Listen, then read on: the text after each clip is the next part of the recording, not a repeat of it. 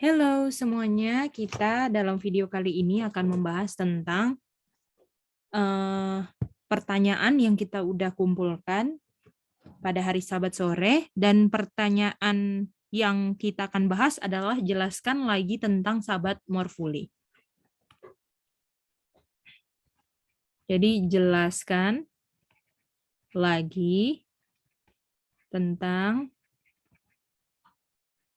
Sabat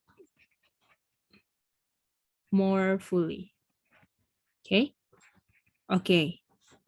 Jadi di sini kita akan belajar konsepnya yang harus kita mengerti, bahwa konsep hari Sabat itu bila kita baca di Kejadian 2 ya.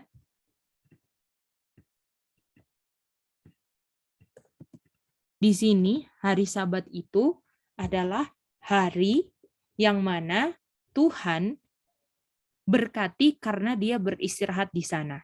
Jadi Sabat itu ya adalah hari yang di-bless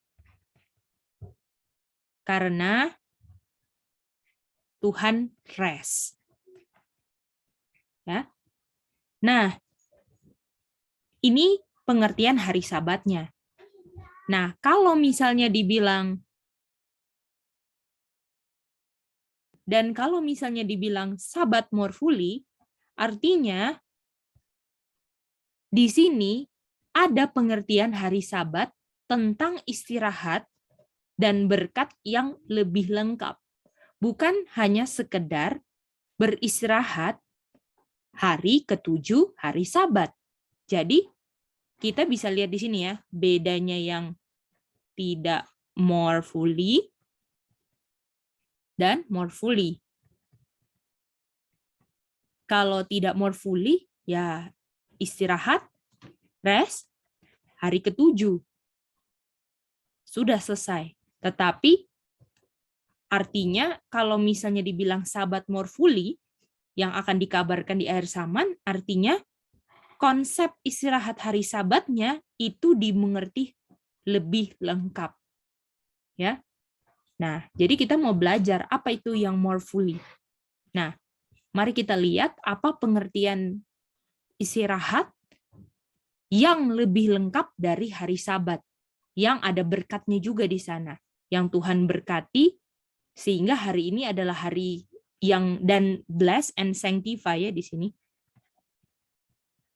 Jadi Tuhan berkati dan Tuhan kuduskan karena Tuhan rest ya.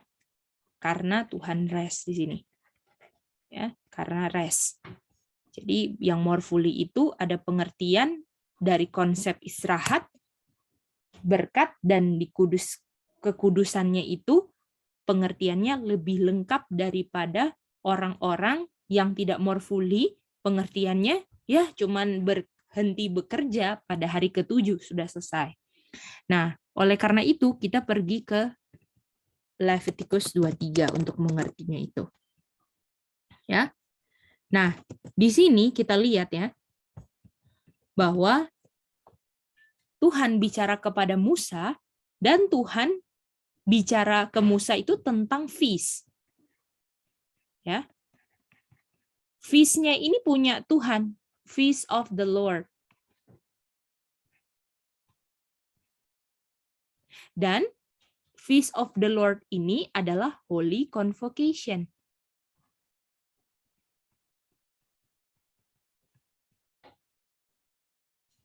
Dan ini adalah feast hari raya milik Tuhan. Nah, kalau kita baca ayat 3-nya, jadi di Levitikus 23 ini Tuhan mau bicara tentang feast. Lalu di ayat 3-nya Tuhan bilang ini adalah hari ke-7, hari Sabat, hari istirahat, itu adalah Holy Convocation. Jadi artinya hari ke-7, hari Sabat, itu adalah termasuk feast. Artinya pengertian more fully-nya kita lebih mengerti bahwa hari Sabat hari ke-7 yang mana istirahat, hari yang diberkati dan hari kudus, di mana di situ kita ada pertemuan kudusnya, istirahat di situ, itu adalah hari raya sebenarnya, feast. Ya. Nah, jadi di sini kita tahu ya, hari Sabat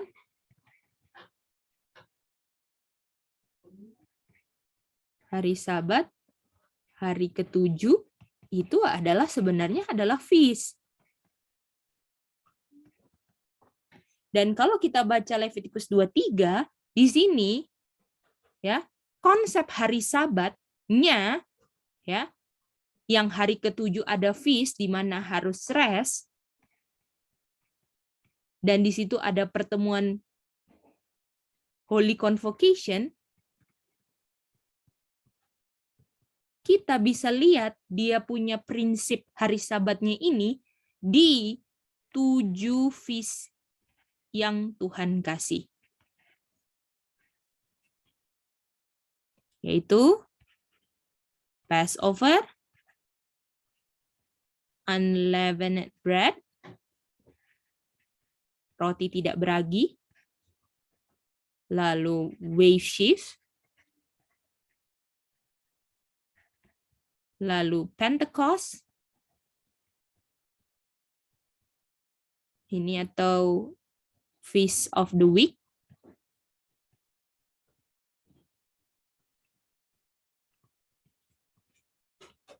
yang lalu di sini blowing of the trumpet, tiup trompet, lalu Day of Atonement, dan yang terakhir adalah Feast of Tabernacle.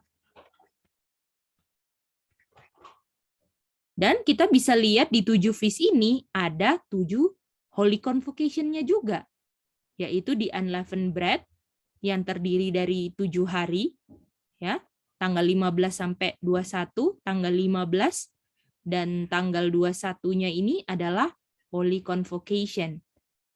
Dan Pentecost bulan ketiga, ya, tanggal 5 ini juga adalah Holy Convocation.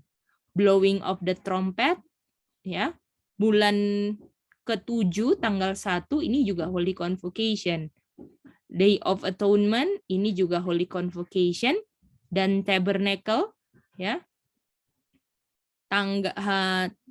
Tabernacle tanggal 15, ya, ini juga Holy Convocation. Dan di tanggal 22-nya, yaitu hari ke-8, hari pertama dan hari ke-8, ini juga Holy Convocation. Jadi dari 7 feast ada total 1, 2, 3, 4, 5, 6, 7 Holy Convocation. Jadi pengertian hari Sabat yang lebih lengkap, pertama, mengerti bahwa hari Sabat itu adalah feast, di mana itu adalah hari raya di mana umat Tuhan berkumpul di situ, beristirahat, berkumpul bersama-sama umat Tuhan supaya jadi one mind, dan prinsip itu yang lebih lengkap dijalankannya 7 feast yang lain, di mana prinsipnya dari 7 feast ini ada juga Holy Convocation-nya. Nah, inilah pengertian yang lebih lengkap dari arti Sabat more fully. Kita bisa lihat prinsip hari Sabat, ada rest dan Holy Convocation di 7 feast yang lain. Dan kalau kita buka juga ya di kutipan, kita mau baca kutipannya di sini ya. Kenapa ini penting Sabat more fully ini harus dimengerti? Ya, kita baca. Tuhan memberikan instruksi kepada orang Israel bahwa untuk berkumpul di hadapan Tuhan, di mana di tempat, jadi pertama ini tempat ya, yang Tuhan tentukan, ya, dan memelihara hari khusus tersebut, dan di waktu yang ditentukan, nggak bisa sembarangan. Dan kalau kita lihat 7 feast ini ada waktu-waktu yang ditentukan. Ya. Dan nggak boleh ada pekerjaan yang dilakukan di mana waktu tersebut harus dikhususkan untuk bisa memikirkan atau bisa mengerti, ya, menyadari akan berkat Tuhan yang Tuhan sudah berikan pada mereka. Ya, jadi di waktu berkumpul itu kita memikirkan dan menyadari bahwa banyak sekali berkat yang Tuhan sudah berikan. Dan dibilang, dan kita harus assemble kan?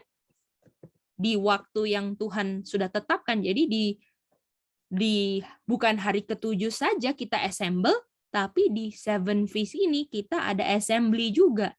Ada perkumpulan. Lalu kita lihat lagi. Dan selain dari ini religious feast, ya, jadi kata di assemble ini adalah feast days. Ya.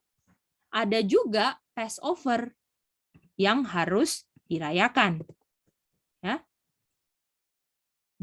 Tuhan telah membuat perjanjian jika mereka setia dalam menuruti perintah-perintahnya, maka akan dikasih berkat. Mari kita baca lagi selanjutnya.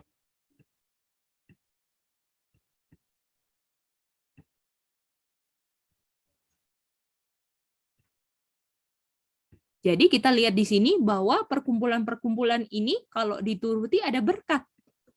Dan berkatnya apa sih? Kita harus ngerti. Kita baca di kutipan berikutnya. Kita harus meningkatkan setiap kesempatan untuk menempatkan diri kita pada saluran berkat. Di mana saluran berkatnya? Pertemuan-pertemuan gereja, seperti di camp meeting, pertemuan-pertemuan perkumpulan gereja-gereja di rumah, dan segala kesempatan atau pertemuan di mana ada pekerjaan pribadi untuk jiwa-jiwa, itu adalah waktu yang Tuhan tetapkan, appointed time, kesempatan untuk memberikan berkat, yaitu early dan late rain. Ya, jadi di assemble feast ini semua, ya, yang diadakan tiap tahunnya, ada 7 dan Sabat hari ke-7, di mana umat Tuhan berkumpul untuk mendapatkan berkat. Kalau kita ikutin dia punya peraturan perintah, maka Tuhan akan curahkan berkat. Jadi inilah arti pengertian Sabat more fully, di mana kita mengerti sehari Sabat itu adalah feast, ada holy convocation, dan di situ ada assembly, dan di situ agar umat Tuhan bisa kecurahan early dan late rain, di mana umat Tuhan pada akhirnya akan menjadi one mind. Itu tujuannya kan? One accord dalam one place. Atau satu pikiran di satu tempat. Dan semuanya adalah karena umat Tuhan mendapatkan early dan late rain. Begitulah penjelasan Sabat more fully. Semoga teman-teman, saudara-saudara terberkati. Amin.